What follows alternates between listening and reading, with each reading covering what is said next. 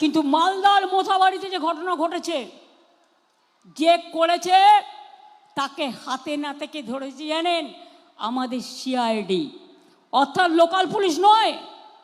বাগডোগরা দিয়ে পালাচ্ছিল, মুম্বাই থেকে এসছিল। মুম্বাই থেকে বিজেপি ধার করে ওই মিমকে নিয়ে এসছে। আইএসএফ ওদের সাথে, কংগ্রেসেরও উস্কানি আছে আর বিজেপিরও উস্কানি আছে। বিহারে এরা ভোট কেটে বিজেপিকে জিতিয়েছিল বিজেপির টাকায়। আর কালকেও যে দাঙ্গা করেছিল পরশুদিন, সেটাও এরাই করেছিল। মনে রাখবেন, পরিকল্পনা করে, পরিকল্পিত করে এনআইএ আসার আগে আমাদের সিআইডি, যেটা এখনও আমি দেখি সেই সিআইডি ইলেকশন কমিশনের আন্ডারে পড়ে না, সেই সিআইডি তাকে গ্রেপ্তার করেছে বাগডোগরা থেকে আসল কালপিটকে।